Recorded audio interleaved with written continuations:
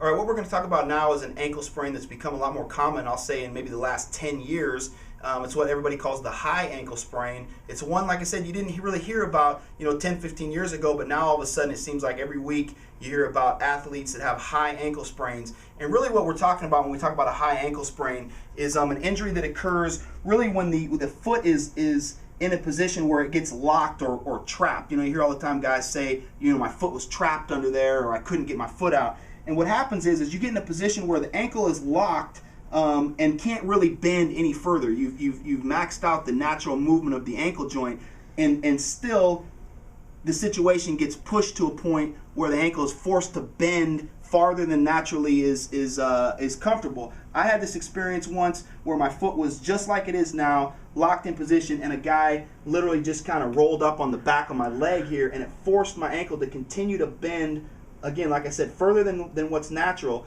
And what happens with the high ankle sprain is actually the fibula and the tibia separate past the point that's normally natural and sprains a little tendon or it's a ligament. It's a ligament in there called the syndesmosis, and that's really what happens. It's truly a syndesmosis sprain of that whole joint, which Brian will explain. But it's not your typical ankle sprain. It's one that really only happens when somebody lands or there's excessive force put on the ankle. You're not going to get this really in a non-contact type situation. A lot of times it happens when you get tackled, you get horse collared, you get pulled down this way, and the ankle is forced to bend past the point of what's natural. But Brian's going to explain here really what the deal is with it and good ways to treat it.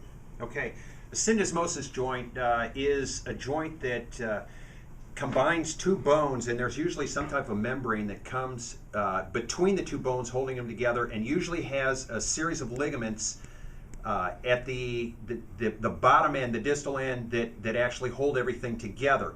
When those two get separated, the anterior and the posterior ligaments get torn, and the membrane between the two bones gets torn, and it takes a long time to heal. Now, one of the problems with a high ankle sprain is that, as Jimmy said, when you're in a position like this, the ankle doesn't want to move any farther. Well, a very common situation that occurs in every single gait step, every time that we take a step, when we get in this position to push off, right before we push off, those two bones, the distal fibula and tibia, want to separate a little bit. So every single step you take with a high ankle sprain re-tears the ligament. And that's why it takes so long for this to heal. A typical time frame is going to be anywhere from 6 to 8 weeks. And there are a lot of other things from a massage therapy standpoint that can be done to kind of help get this thing done a little bit faster. Okay, now what they'll typically do, I don't know whether they did it with you, but they probably put you in a boot. Definitely. If it's a really, really bad high ankle sprain, they'll actually put a plate and screws in and hold the tibia and the fibula together. In a situation where Jimmy was with a boot, it just doesn't allow you to push off, and that kind of allows that the tib-fib anterior and posterior ligaments to heal a little bit. Yeah, and I personally feel like that's the best route to go with this. This is kind of going to be one of those injuries where if you do sustain this kind of injury, it's not something that you're going to be back after a couple weeks. And so, if you're the average, like I keep calling the weekend warrior, the best thing to do is get in a boot, get that thing locked down, as opposed to the other injuries where we talked about movement was key to it.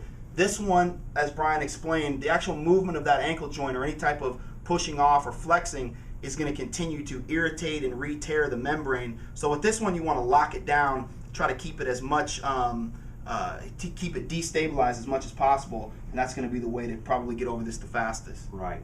Now, from a therapy and a rehab standpoint, anytime you're in a boot for an extended period of time and you haven't been moving, you're going to get adhesion, you're going to get scar tissue that's going to form around those ligaments. So there's an awful lot of long tendons. All the extensors and the flexors of your ankle and foot are all up in the calf area, lower leg area. So the muscle bellies are up here, long tendons down into the foot, and the anterior tib fib ligament. As it heals, it will adhere to a lot of these tendons from these muscles that are going down into the foot. So from a therapy standpoint, at some point when they get out of the boot, this is all going to be stuck down here, and it's going to have to be freed up. Each one of these tendons that crosses over that tib fib ligament is going to have to be freed up. You're going to have the same problem in the back side. The posterior tib fib ligament is not as often injured, but assuming that it was, you've got the Achilles tendon here, you've got the tendons that come around the medial malleolus and the tendons that come down around the lateral malleolus that are going to have to be freed up. So you're going to have to work these tendons, you're going to have to work the tendons on the lateral side, you're going to have to free up any adhesion in the Achilles complex, as well as everything in through here. High ankle sprain is a lot tougher to deal with, and there's really no set muscles that I can say that are going to be the ones that you're going to have to work. You're really going to have to be diligent in getting them taken care of the best you can. But definitely, like we said, destabilize the joint is probably your quickest way to initially try to get over this thing, and probably the best thing to do to get you back in the game the fastest. Don't be in a hurry.